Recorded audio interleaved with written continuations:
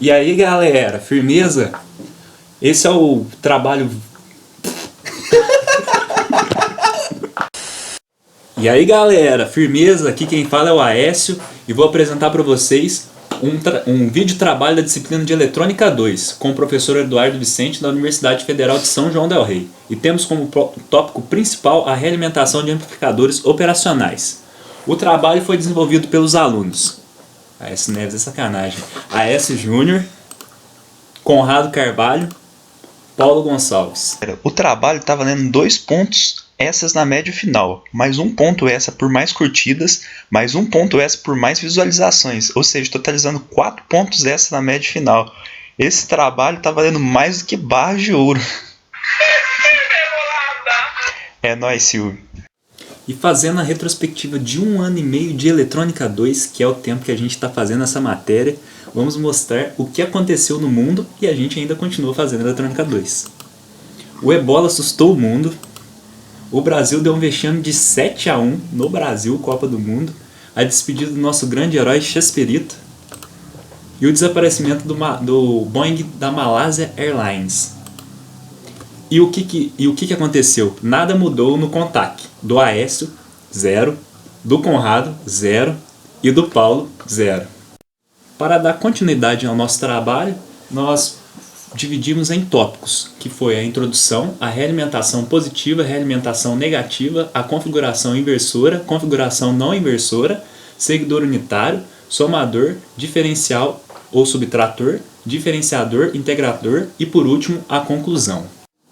Dando uma breve introdução aos amplificadores operacionais, eles são simbolizados por essa figura, onde temos a entrada não inversora, a entrada inversora, as tensões de alimentação VCC e a negativa do VCC e a saída. Ou seja, se dessemos um zoom nessa imagem, internamente ele seria constituído por várias cascatas de amplificadores com transistores, para que assim podemos conseguir o ganho de cada topologia.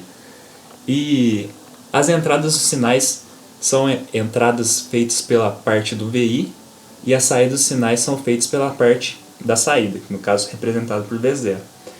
O ganho ele depende das tensões de alimentação, que é das realimentações do ampliómetro pelo VCC.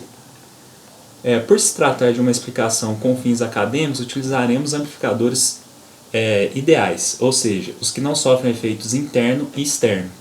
E as propriedades dos circuitos dos amplificadores operacionais ideais são: ganho de tensão é infinito, a impedância de entrada é infinita, impedância de saída igual a 0, resposta de frequência infinita e insensibilidade à temperatura.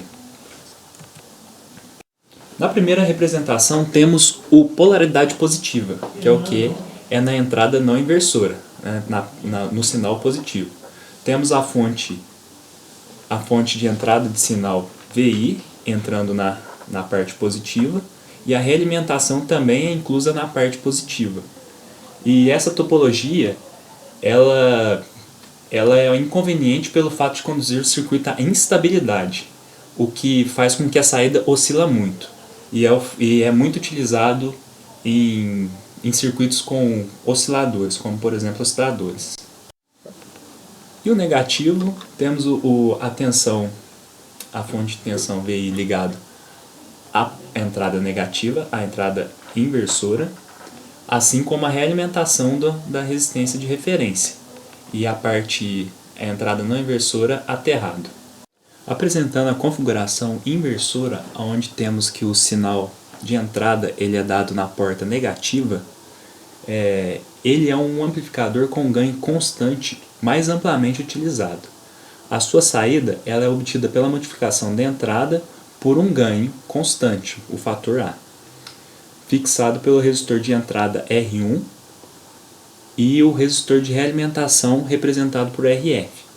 Essa saída também é invertida em relação à entrada, mostrado pelo sinal negativo na fórmula. Já a configuração não inversora, o sinal ele é introduzido na porta não inversora, representada pelo sinal positivo. E essa configuração, a fase do sinal de saída é a mesma do sinal de entrada.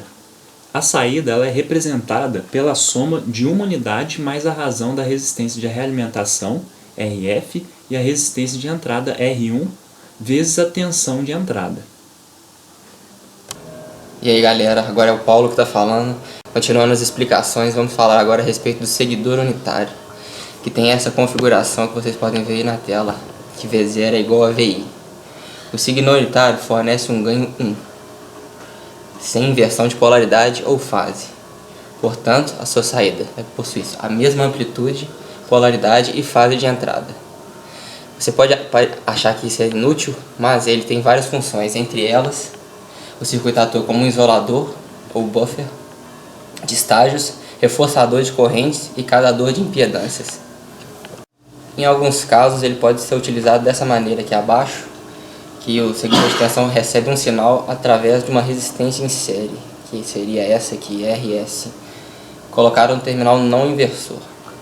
Nesse caso, então, para que se tenha um balanceamento de ganho, é usual a colocação de um outro resistor de mesmo valor na malha de realimentação, que no caso seria o RF, que na inversora e entre o V0, tendo RS igual a RF para um ganho de AV igual a 1. O somador que vocês podem ver nessa figura a seguir tem a tensão de saída, a sua soma algébrica das tensões ou sinais aplicados às entradas. Errei, né? Errou! Já entrando na parte de operações matemáticas que os amp-ops podem fazer, temos essa primeira configuração de um amp-op funcionando como um somador. Ou seja, a tensão de saída dele, V0, é a soma algébrica das tensões ou sinais aplicados às entradas, multiplicada pelo ganho,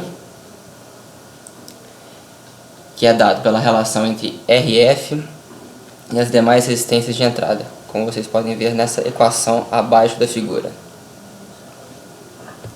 Uma aplicação para este tipo de circuito seria, por exemplo, na mixagem de sinais de áudio. O subtrator ou amplificador diferencial, como não poderia deixar de ser, faz o contrário do somador, ou seja, subtrai um sinal do outro e produz uma tensão de saída, que é a diferença das tensões aplicadas em sua entrada, como vocês podem ver aqui na figura, e a equação que é dada por V0 igual a R2 sobre R1, V2 menos V1.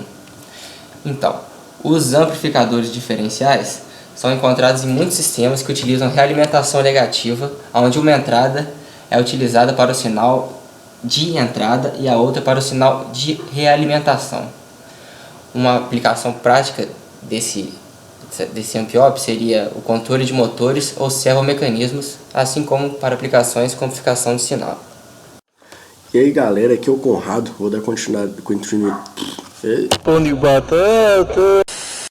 E aí galera, aqui é o Conrado, vou dar continuidade no trabalho aqui e falar um pouco sobre o diferenciador. O diferenciador ele é um circuito que dá uma saída proporcional à derivada do sinal de entrada. Ou seja, a tensão de saída é proporcional à derivada da tensão de entrada. Como vocês podem ver aqui na equação, o sinal de entrada VI. Por exemplo, se a entrada for uma tensão constante, a saída vai ser nula, porque a derivada de qualquer constante é zero, certo? E na prática, o circuito ele é sensível a ruído, tendendo a saturar. Ou seja, a solução disso é limitar o ganho em altas frequências, colocando em série com o capacitor C uma resistência de entrada. Temos aí também o integrador. O integrador simula a operação matemática de integração, que é basicamente o processo de soma que determina a área total sobre uma função, obtendo assim o valor de saída V0 com a integração da forma de onda de tensão de entrada. Ou seja, é um circuito no qual a saída é proporcional à integral do sinal de entrada. Bom, pode-se dizer então que de uma maneira geral tem-se inúmeras aplicações para os amplificadores, como por exemplo, sistemas eletrônicos industriais, na instrumentação industrial, na instrumentação médica, nos equipamentos de telecomunicações, de áudio, sistemas de aquisições e infinitas outras funções de acordo com o tipo de alimentação que é usado e dos componentes utilizados, tais também como a sua montagem. Também percebe-se que a realimentação faz com que a função do amplificador possa ter diversas variações de aplicação. E é isso aí galera, esse aí foi o nosso trabalho, muito obrigado por ter assistido, e para dar aquela forcinha, vamos dar aquele joinha ali ó, aqui embaixo, compartilha esse vídeo para sua mãe, para seu avô, para seu cachorro, para seu papagaio, vamos conseguir aí mais de 9.000 curtidas, valeu galera! It's over 9,000!